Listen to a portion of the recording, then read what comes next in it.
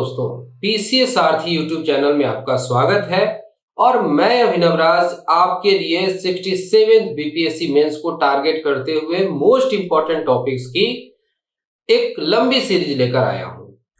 और आज हम यहां पर इकोनॉमी के एक बहुत इंपॉर्टेंट वर्ड फाइनेंशियल इंक्लूजन यानी कि वित्तीय समावेशन को समझने वाले हैं।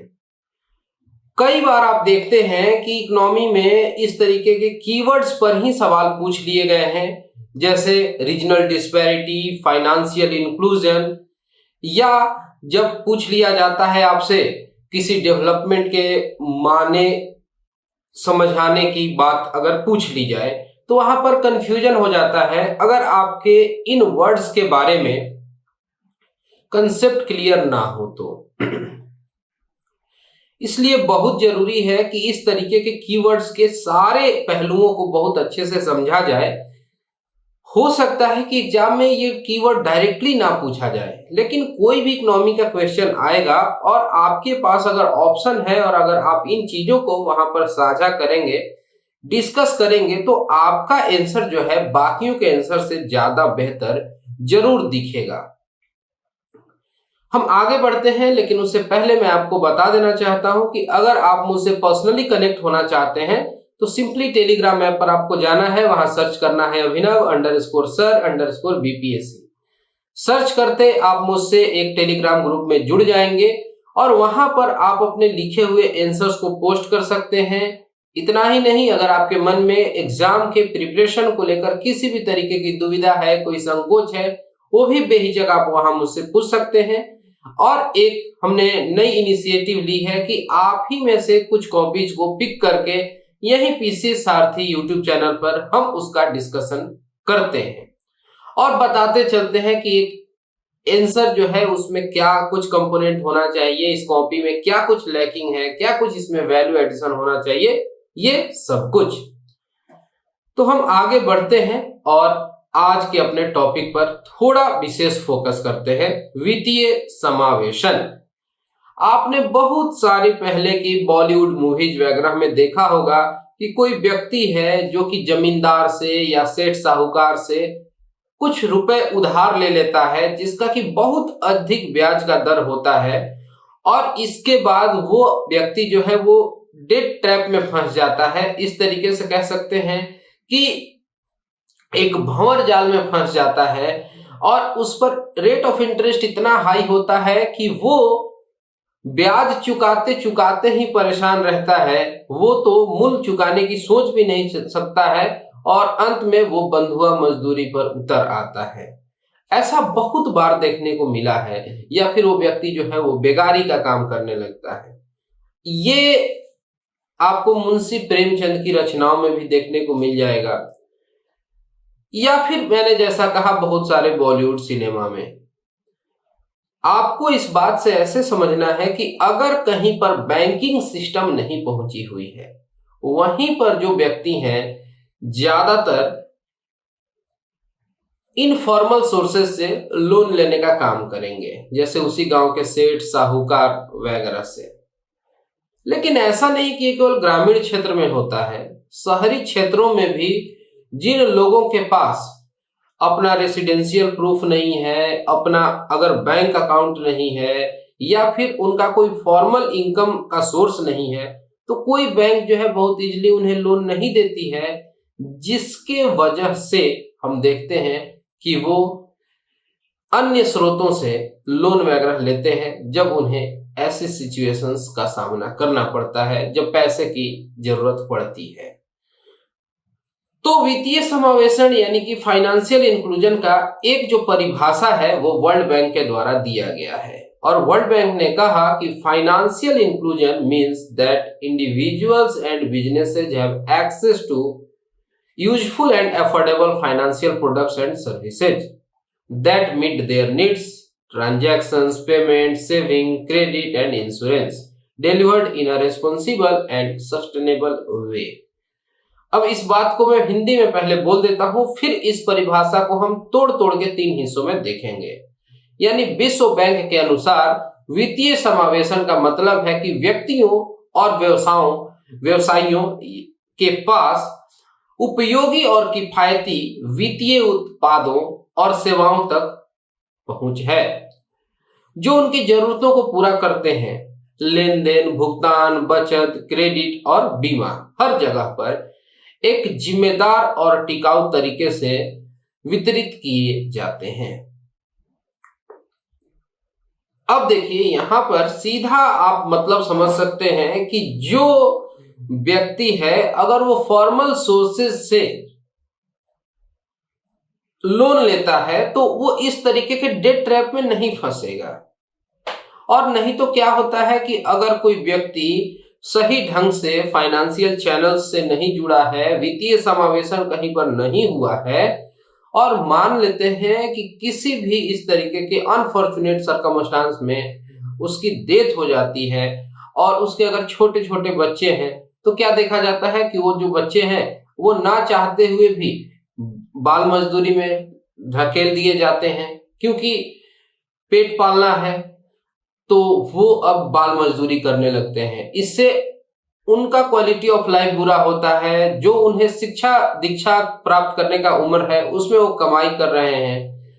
या फिर कई बार आप देखते हैं कि जो पूरी की पूरी परिवार है उसका पूरा लाइफ स्टाइल स्टैंडर्ड सब कुछ खराब हो जाता है। वो इस वजह से कि जिस डिग्रीज पर्सन की हम बात कर रहे हैं उन्होंने कभी भी अपने जीवन में इंश्योरेंस वगैरह नहीं लिया था। अगर वो इंश्योरेंस वगैरह खरीदे होते तो इसका ये फायदा होता कि उनके परिवार के पास एक लमसम बढ़िया अमाउंट मिल जाता जिससे वो कुछ कह सकते हैं कि बिजनेस ही कर ले या फिर उस पैसे को सही जगह इन्वेस्ट करके और उससे जो रिटर्न मिल रहा हो उससे अपना इनकम मतलब कि परिवार का भरण पोषण कर सके, कुछ भी कर सके इस तरीके से।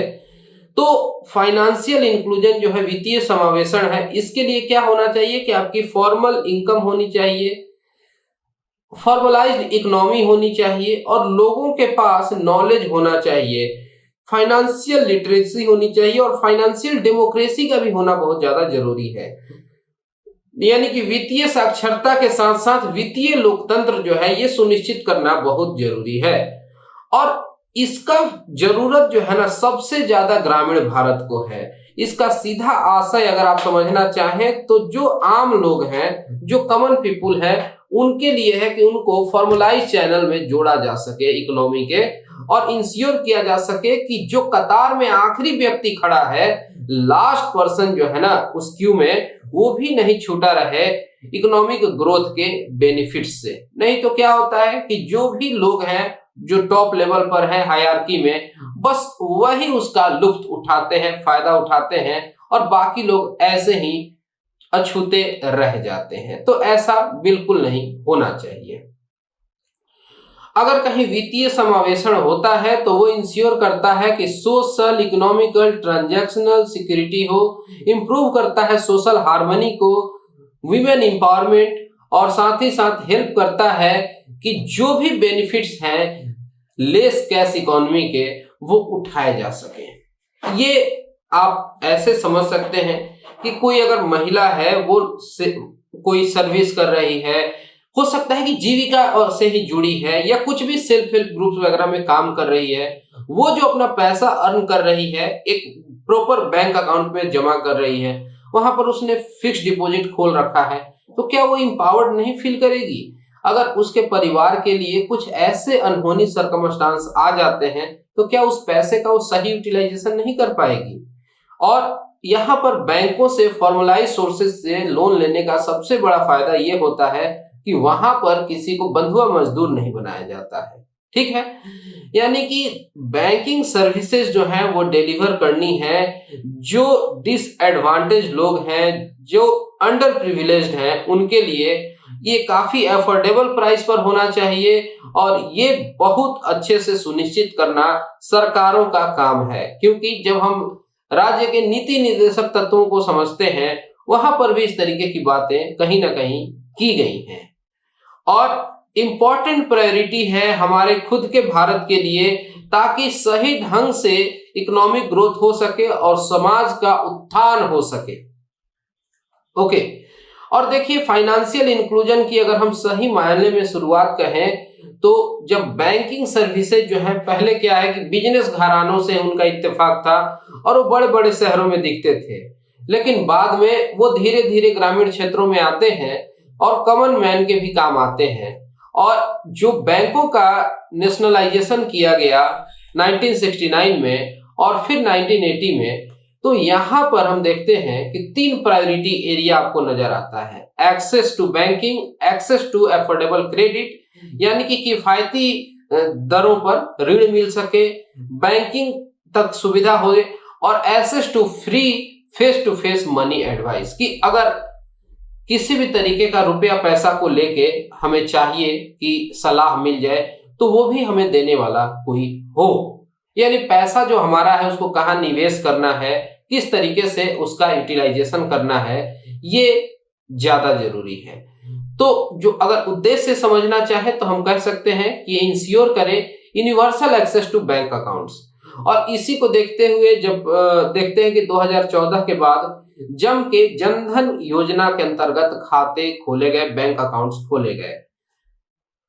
दूसरा है डिजिटल पेमेंट सर्विसेज। ये डिजिटल पेमेंट सर्विसेज से फायदा ये होता है कि जो ब्लैक मनी का पैसा जो कैश के रूप में फ्लो होता है उस पर कहीं ना कहीं रोक लगाया जा सके, और इंश्योर करेगा universal coverage of insurance for life या एक्सीडेंट्स। जैसे कि हम देखते हैं जो प्रधानमंत्री जीवन ज्योति योजना है या फिर और भी जो पेंशन स्कीम्स वगैरह जो है जो एग्जिस्ट कर रहे हैं इसके वजह से, तो ये सब कुछ इंश्योर करना बहुत ज्यादा जरूरी है। और साथ ही साथ डाइवर्सिफिकेशन जो है एसेट्स का वो बहुत ज्यादा जरूरी है। एक ही तरीके के मतलब कह लें कि संपत्ति में अगर आप निवेश कर रहे हैं, पैसे लगा रहे हैं, और हो सकता है कि आगे चल के एक उसकी कीमत में गिरावट आ जाता है, तो आपका जो पैसा है वो आपको लगेगा कि ये किसी काम का ही नहीं रहा, कि गलत जगह हमने निवेश कर दिया था।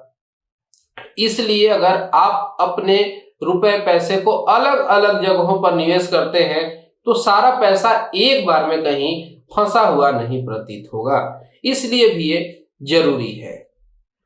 तो जो कह सकते हैं कि हमारे समाज का पुअरेस्ट पर्सन है उस तक हमारी रीच होनी बेहद जरूरी है। और देखिए यहाँ पर ये जरूरी है सोशल जस्टिस के लिए। सोशल जस्टिस यानी कि सामाजिक न्याय के लिए, कि जो डिस्ट्रीब्यूशन ऑफ वेल्थ है जिसकी हम बात directive principle of state policy में करते हैं, अपॉर्चुनिटीज यानी जो अवसर है और जो प्रिविलेज है सोसाइटी में अगर किसी को मिला है, तो जैसे हम देखते हैं कि जॉब्स में रिजर्वेशन है, एजुकेशन में रिजर्वेशन दिखता है, एडमिशंस वगैरह में, तो ये सब जैसे है उसी तरीके से ये भी एक सामाजिक न्याय का हिस्सा होगा। जो आर्टिकल 41 है हमारे राज्य के नीति निदेशक तत्व डीपीएसपी का, उसमें कहा गया है कि state to provide public assistance to its citizen in case of unemployment, old age, sickness and disablement, जिसको देखते हुए हम देखते हैं कि कई तरीके के पेंशन स्कीम्स वगैरह भी चलाए जाते हैं, जैसे कि वृद्धा पेंशन स्कीम वगैरह हो गए या फिर और भी कई तरीके के पेंशन स्कीम्स हैं। आर्टिकल 42 हमारे डीपीएसपी का कहता है the state shall make provision for securing just and human condition of work and for maternity relief, मातृत्व अवकाश। तो ये सब कुछ कैसे पॉसिबल है? अगर जनता अधिक से अधिक जुड़ रही हो फॉर्मलाइज्ड इकोनॉमी में तब, ओके, ताकि वहां पर जो एम्प्लॉयर है वो इन चीजों का सही ढंग से आकलन कर सके, उसका डॉक्यूमेंटेशन हो सके। नहीं तो मान लेते हैं कि कोई महिला है किसी घर में, वो अनफॉर्मल वे मतलब कह लें कि फॉर्मलाइज तरीके से नहीं, इनफॉर्मल तरीके से जाके झाड़ू पोछा का काम करती हो, और जब उन्हें मैटरनिटी रिलीफ चाहिए होती है तो व्यक्ति कहते हैं कि आपसे अब हम काम नहीं ले रहे हैं, तो आप अपने घर जाइए और आपको अब पैसा नहीं मिलेगा क्योंकि आप आगे हमारे यहाँ किसी भी तरीके का सर्विस नहीं प्रदान कर रहे हैं। तो इस सिचुएशन में जो उस महिला को मातृत्व अवकाश का लाभ मिलना चाहिए था उससे वो वंचित रह जाती है।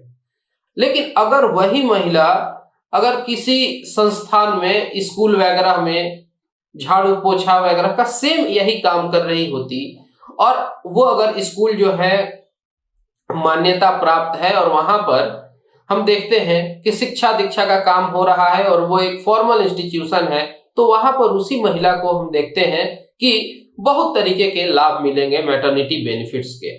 तो ये सब कुछ जो है समझना बहुत ज्यादा जरूरी है। हमारे जो संविधान के directive principles of state policies हैं उसमें भी इस तरीके की बात की गई है और वित्तीय समावेशन जो है उसमें एक बहुत सही पहल हो सकता है, क्योंकि एक की इनेबलर है जो गरीबी को कम कर सकता है और यहाँ पर जो प्रोस्पेरिटी है, समृद्धि को लाने में इसका एक बहुत बड़ा रोल होता है।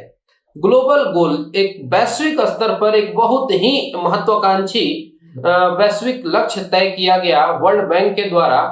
कहा गया कि 2020 तक यूनिवर्सल फाइनेंशियल एक्सेस होना चाहिए कि सभी के सभी लोग हैं उनके पास बैंकिंग नेटवर्क से जुड़ने का अवसर होना चाहिए, सभी लोग जुड़ सकें और यहाँ पर बैंकिंग नेटवर्क हो, इंश्योरेंस से सब लोग जुड़े। हालांकि ये नहीं अचीव हो पाया है और ये एक कठिन टास्क भी है, लेकिन इसके बावजूद भी उस दिशा में सरकारों के द्वारा काम किया जा रहा है, सेमी अर्बन, रूरल एरियाज वगैरह में। और देखिए ये जो फाइनेंशियल इंक्लूजन है इसको आइडेंटिफाई किया गया है as enabler for 7 of 17 sustainable development goals. ठीक है कि 17 में से 7 जो हमारे सतत विकास के लक्ष्य हैं उसमें कहीं ना कहीं आपको एक एंगल फाइनेंशियल इंक्लूजन का दिख जाता है। इस बात से भी आप अपने आंसर की शुरुआत कर सकते हैं। ओके, अब देखिए जो फाइनेंशियल इंक्लूजन है उसके लिए अगर कुछ इनिशिएटिव्स लिए गए हैं हमारी सरकारों के द्वारा तो वो आप मेंशन कर सकते हैं, जैसे कि जनधन, आधार और मोबाइल, जिसको शॉर्ट में जाम बोलते हैं। जनधन खाता खोला गया, सभी बैंक अकाउंट जो है वो मोबाइल नंबर से अटैच किए गए और सारे मोबाइल नंबर्स और बैंक अकाउंट जो है वो आधार से अटैच कर दिए गए, तो इनकी ट्रिनिटी बन जाती है। अब किसी भी ग्रामीण व्यक्ति के लिए बहुत आसान हो गया है कि वो अपने गांव में रहते हुए कॉमन सर्विस सेंटर पर जाए, वसुधा केंद्र जाए, वहां अपने आधार कार्ड से वो पैसा विथड्रॉ करा सकता है। माइक्रो एटीएम वगैरह का जो कंसेप्ट है वो काफी अच्छे से चल रहा है, काफी सक्सेसफुल वे में चल रहा है ग्रामीण क्षेत्रों में अगर बात की जाए, और इससे बहुत लोग लाभान्वित हुए हैं। लेकिन इस बात को भी ध्यान में रखना बहुत ज्यादा जरूरी है कि जनधन खाता के अंतर्गत बहुत सारे डमी अकाउंट्स रह गए, बहुत सारे ऐसे अनऑपरेशनल अकाउंट्स हैं और बहुत सारे ऐसे जनधन अकाउंट के अंतर्गत खाते हैं जिनका कि सही जो यूज है वो नहीं हो पा रहा है और कहीं ना कहीं वो मनी को एक जगह से दूसरे जगह ट्रांसफर करने में, मनी म्यूलिंग में काम लिए जा रहे हैं।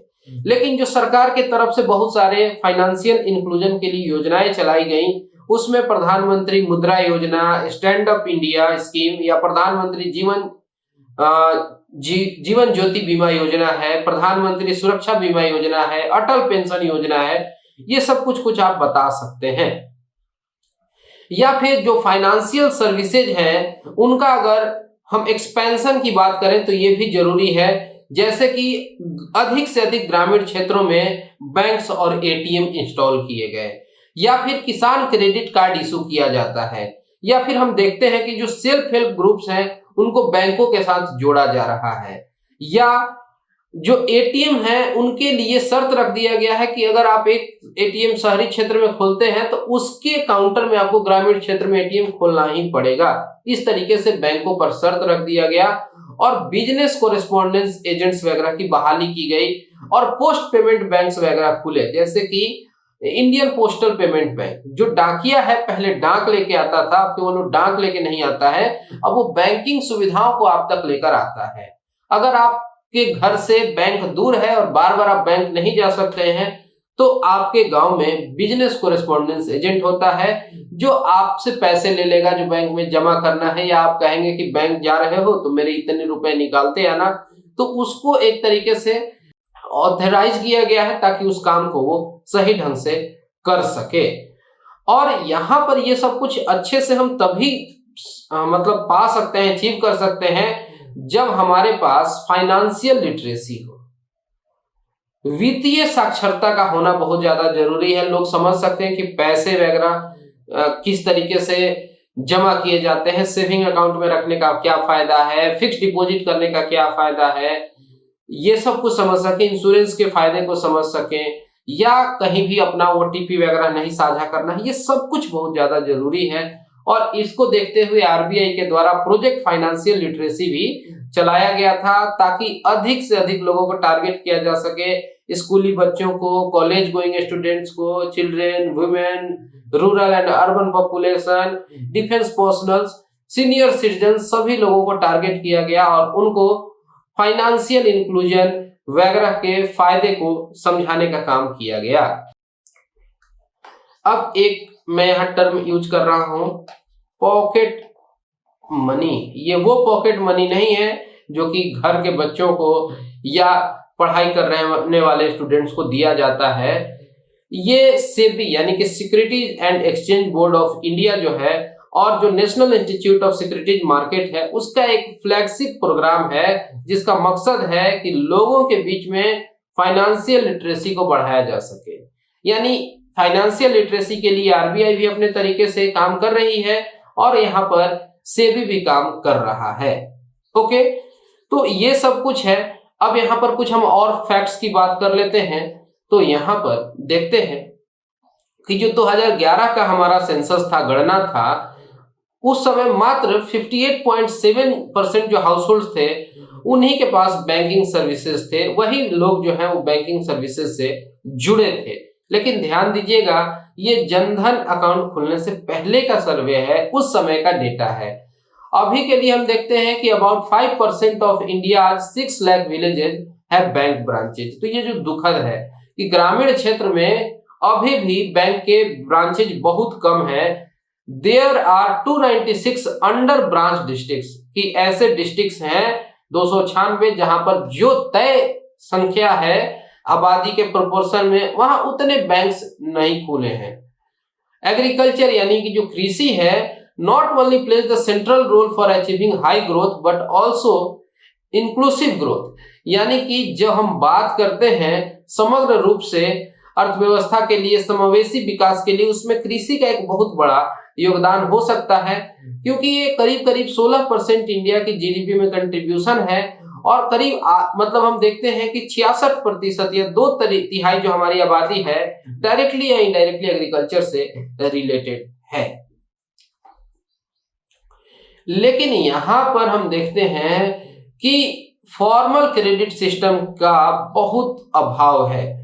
लेकिन सरकारों के पास स्कीम है, जैसे कि फसल बीमा योजना। अब अगर कोई बैंक से जुड़ेगा तो उसी को फायदा मिलेगा ना, इसलिए जुड़ना जरूरी है। और हमारे पास बहुत सारे सक्सेस स्टोरीज हैं। अभी हमने देखा कि लोगों तक बैंकिंग सेक्टर का एक्सेस बढ़ता जा रहा है और वर्ल्ड बैंक की जो ग्लोबल फाइनेंशियल इंक्लूजन डेटाबेस या कह लें कि ग्लोबल फिंडेक्स इंडेक्स जो आया था 2017 वगैरह में, उसमें बताया गया था कि 80% जो भारतीय वयस्क हैं, एडल्ट्स हैं, उनके पास बैंक अकाउंट है, जो कि 2011 में हमने देखा था कि करीब यहाँ पर 58% था।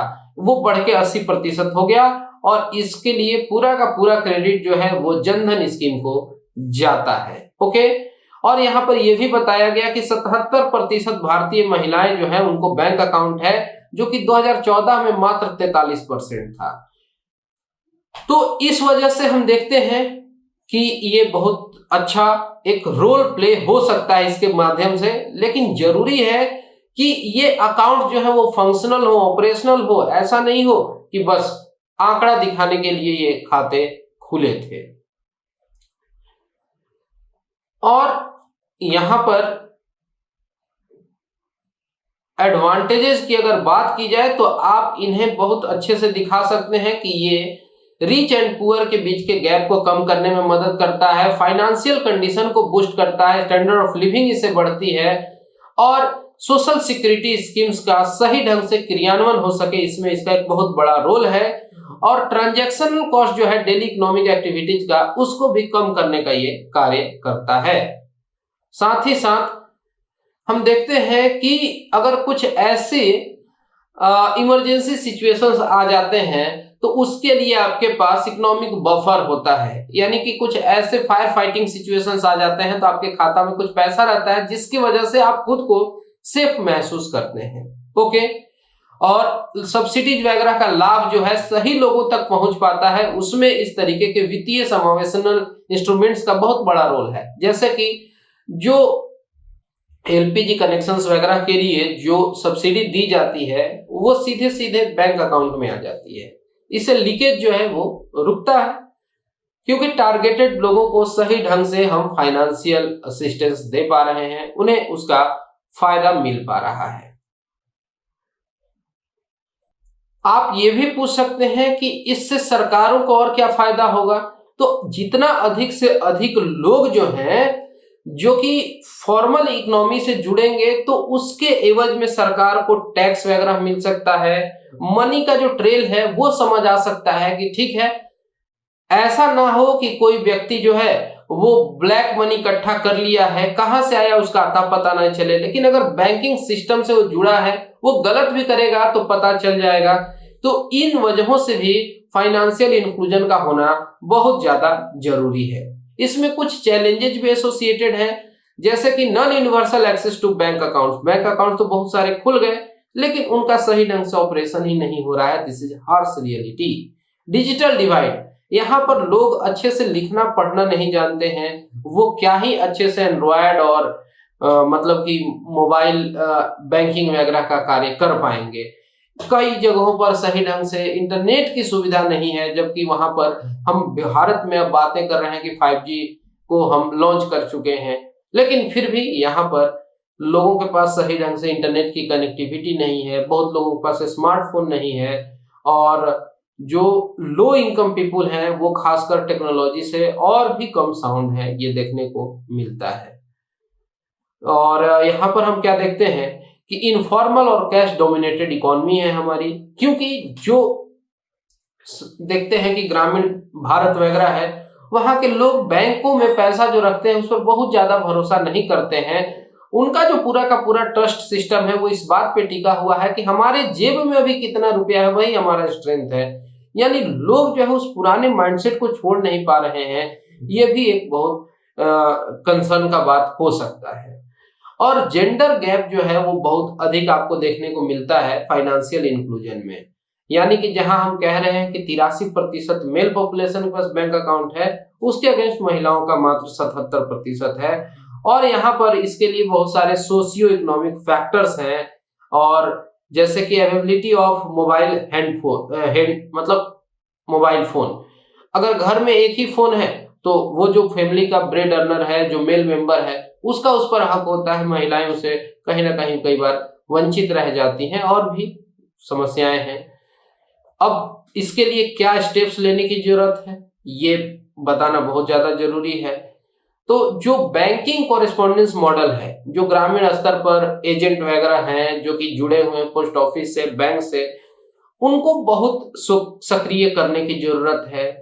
जो जनधन आधार मोबाइल की ट्रिनिटी थी, एक बार फिर से उसमें एक नई ऊर्जा डालने की जरूरत है।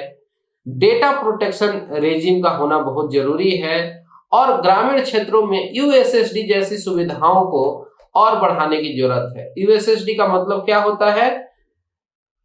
जैसे आपको अगर कोई अपने मोबाइल में बैलेंस वगैरह की जानकारी चाहिए तो *123# जैसे आप दबाए और आपको अपनी मोबाइल में बैलेंस वगैरह का पता चल जाता है। तो ये जो अनस्ट्रक्चर्ड जो डेटा हमारे पास डिलीवर हो जाता है बिना इंटरनेट कनेक्शन के भी, ये बहुत जरूरी है, और ये बहुत ज्यादा यूजफुल होगा ग्रामीण क्षेत्रों के लिए कि अगर किसी के पास स्मार्टफोन नहीं भी है तो वो वंचित ना रहे। ये इसके लिए बहुत ज्यादा जरूरी है। तो चैलेंजेस बहुत तरीके के हैं, क्योंकि फाइनेंशियल फ्रॉड वगैरह भी बढ़ा हुआ है, इस बात को भी समझने की जरूरत है। और यहाँ पर हम कुछ देखेंगे फाइनेंशियल एक्सक्लूजन, इस टर्म को समझते हैं कि कोई जो देश है जितना ज्यादा हम देखते हैं कि ये फाइनेंशियलाइज्ड होते जाता है, वहां के लोग जो है जो देखते हैं कि उनको फाइनेंशियल प्रोडक्ट्स का जो एक्सेस है उसमें बहुत ज्यादा डिफिकल्टी होती है, और हम देखते हैं कि वो सफर करते हैं फाइनेंशियल, इकोनॉमिक और सोशल कंसिक्वेंसेस से। तो इस वजह से उस चीज को फाइनेंशियल एक्सक्लूजन भी कहते हैं। ठीक है। और हम देखते हैं कि जैसे कि अहमदाबाद जैसे जगहों पर भी इसका एग्जाम्पल देखने को मिला कि इलीगल आपको लेंडर्स वहां देखने को मिलते हैं, चीट फंड वगैरह जो है रजिस्टर्ड नहीं है, लोगों का पैसा जो है लेके भाग जाते हैं, ये सब हमें देखने को मिलता है। और इससे सरकारों को भी घाटा है कि जो टैक्स में पैसा सरकारों को आना चाहिए वो नहीं मिल पाता है। ओके, तो यहाँ पर जनधन अकाउंट वगैरह का होना, मुद्रा योजना वगैरह पर आप विशेष जिक्र कर सकते हैं। इसी तरीके से एक्सपेंशन की बात कर सकते हैं, ये बहुत ज्यादा जरूरी है। यूपीआई जो एनपीसीआई का सिस्टम है जो बैंक हम यूज करते हैं मनी ट्रांसफर वगैरह के लिए, इसको और इनहेंस करने की जरूरत है। ठीक है। और यहाँ पर जो आप अपनी बात को अपने ढंग से भी रख सकते हैं, आपके पास बहुत सारे पॉइंट्स हो सकते हैं। अब कुछ जो फंडामेंटल्स हैं जिस वजह से हम पिछड़ रहे हैं इसमें, तो हम देखते हैं कि लोगों के पास कोलेटरल सिक्योरिटी ही नहीं है, गिरवी रखने के लिए बहुत साधन नहीं है। इसी तरीके से बहुत ही पुअर क्रेडिट एब्जॉर्प्शन कैपेसिटी है, उनको लोन में पैसा चाहिए लेकिन बहुत कम अमाउंट चाहिए, उससे जो बैंक्स वगैरह हैं वो भी बिजनेस सही ढंग से नहीं कर पाते हैं, या फिर संस्थाओं का इनएडिक्वेट रीच है और वीक कम्युनिटी नेटवर्क है। ये सब कुछ है। आगे हम देख रहे हैं कि बहुत ज्यादा फ्रॉड वगैरह भी बढ़ा हुआ है। अगर आपसे हम कहें कि आप इसका क्या निष्कर्ष निकालते हैं, तो आप कह सकते हैं कि जो सतत विकास है उन लक्ष्यों को पाने के लिए ये बहुत ज्यादा जरूरी है कि हमारे पास वित्तीय समावेशन हो, या फिर जब हम चाहते हैं कि हमारे सारे देश के लोगों का विकास हो, इसके लिए भी इस तरीके के फाइनेंशियल इंस्ट्रूमेंट्स का होना बहुत ज्यादा जरूरी है। और ये एक अच्छा स्ट्रेटजी हो सकता है जो कि सेंसिटिव हो रीजनल, डेमोग्राफिक और जेंडर रिलेटेड फैक्टर्स के लिए। और नाबार्ड वगैरह जो है उसमें अच्छा इनका रोल रहा है। और यहाँ पर जो डिसएडवांटेज्ड हैं, जो डिसेबल्ड हैं, उनके लिए इस सिस्टम का, सर्विस का होना और भी ज्यादा जरूरी है। और इसी तरीके से आप एक बेहतर ऑप्टिमिस्टिक नोट पर इस आंसर को खत्म कर सकते हैं। और आंसर लिखने के बाद मेरा आपसे यही एक सलाह होगा कि आप मुझे यहाँ टेलीग्राम पर भेज दीजिए ताकि मैं आपके आंसर्स को पढ़ सकूं। फिर हम आगे मिलेंगे एक फ्रेश टॉपिक के साथ। फिलहाल इस वीडियो में इतना ही। Thanks for watching and all the best for your upcoming exams.